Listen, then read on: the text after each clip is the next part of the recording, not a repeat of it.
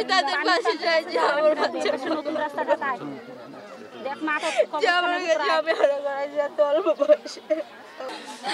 সবার কাছে জিজ্ঞা দেখো কি কয় সবাই ভালো করবে মোর সন্তান এই ভাষাতে হাসিল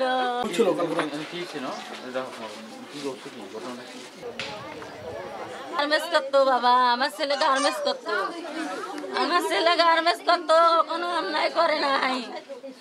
মানুষের কাছে জিগাইতে পারেন আমার সন্তান অন্যায় করে নাই কারো কাছে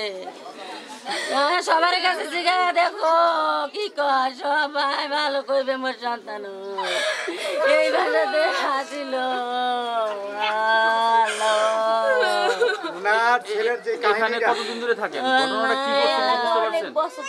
ছোট থাকতে থাকে বাবা ছোট থাকতে মোর ময়না অনেক থাকে আমরা তো বাসায় ছিলাম আমরা তো জানি না বাইরে যে কি হয়েছে কি ধরে লাগছিল জানি না যারা যারা আসছিল তারা জানে আরে তো নাই সন্তান কতজন সন্তান একটাই সন্তান বাবা একটাই সন্তান আমার একটাই সন্তান বউ আছে পোলা আছে একটা 3 মাসের সন্তান আছে 3 মাসের সন্তান আছে একটা সন্তানক মারছে আমি ফাঁসি চাই আর কিছু চাই না আমি ফাঁসি চাই আমার মুখ দেখি কারিনেছে বাবা ভরিয়েছে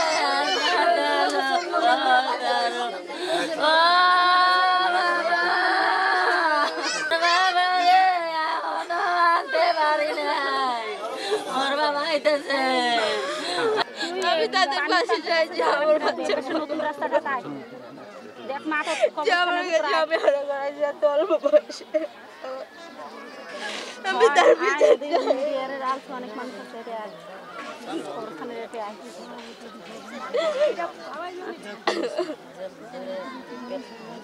কি জানি ফোন নিয়ে বুঝি কি হয়েছে উনি জিজ্ঞাসাবাদ করতে যায় ওনার বুঝি আঘাত করছে চুরি দিয়ে আমি তার বিচার চাই তারা ছিনতাই করছিল মোবাইল রেখে দিয়েছিল আমার মাথা ফাটা দিয়েছিল এটার বিচার চাওয়ার জন্য তাদের বড় ভাইয়ের কাছে যাওয়া হয়েছে তারা বিচার করার জন্য ডেকে নেয়া মিলন রে আরো সুজন সোহান ছিল আরো আমরা 2-3 জন ছিলাম ওই মুহূর্তে ওরা আইসা মিলনের পায়ের এই জায়গাটায় চাপাটি দিয়ে একটা কোপ দিচ্ছে চাপাটি দিয়ে কোপ দেওয়ার পর আমরা ধাক্কায় সরাই দিচ্ছি ওই মুহূর্তে আরেকজন আইসা ওই কাটা জায়গায়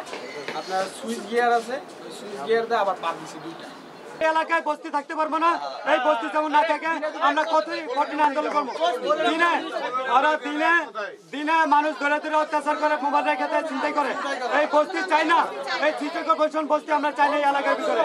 আমরা চাই এই বস্তি উঠাইতে এই সিটি কর্পোরেশন বস্তি আমরা চাই না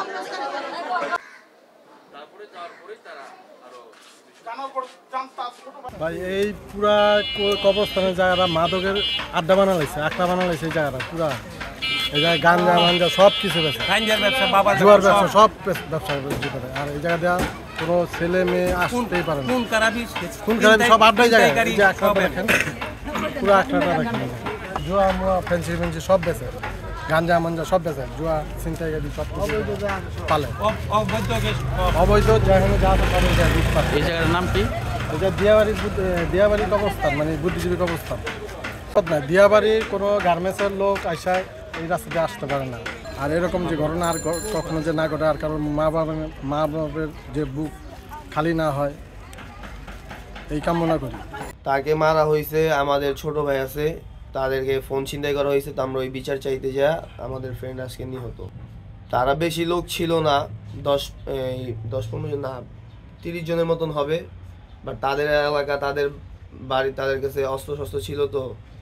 তার জন্য এই নিহতটা হয়েছে আপনার কোথায় আঘাত লেগেছে এই যে আমার হাত ভাঙছে তাকে এই যে এইখানে হাঁটুর পিছে জি আমি তো খালি দেখলাম মানে গন্ডগোল হইতাছে গ্যাঞ্জাম হইতাছে আর মারামারি হইতাছে এই মানে এর কিছু দেখিনি আমি এটা দেখছি মানে দরাদরি করে দুটা বাচ্চারা দেখলাম লয়ে গেল পোলারে তা আমি আবার জিজ্ঞাসলাম কি হয়েছে না, আমি কি হইতো দেখলাম সবাই গেল গা, মারামারিও শেষ আর গেছে গা সবাই, আর কিছু দেখিনি আমি। যে অবস্থা হয়েছে এই জায়গাটা মারামারি সব মানে উড়া মারামারি করতেছে, মানে আমি কেমনে যাবো, কারণ আমি একটা মহিলা মানুষ যাইতে পারি ওখানে। আমি তার অবিচার চাই, আর যে মনে করেন হত্যা করছে তার অবিচার চাই আমি, বুঝছেন? এটার বিচার একটা দরকার আছে না। আজকে হ্যাঁ সন্তান মরছে, কালকে আমার সন্তানও মরতে পারে।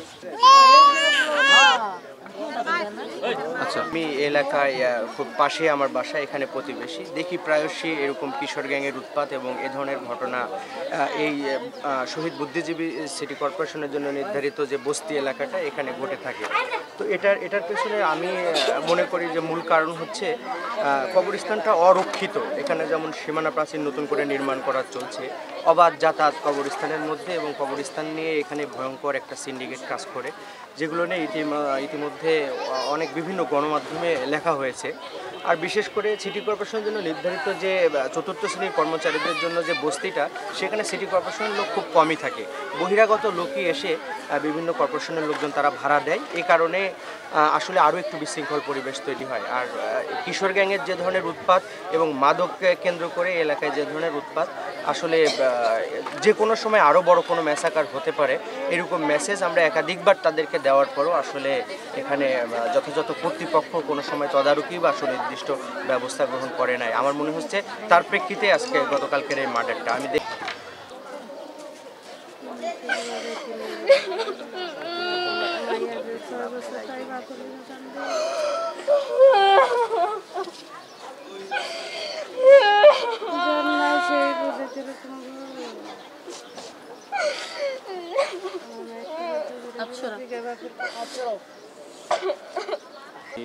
মুক্ত ঢাকা আছে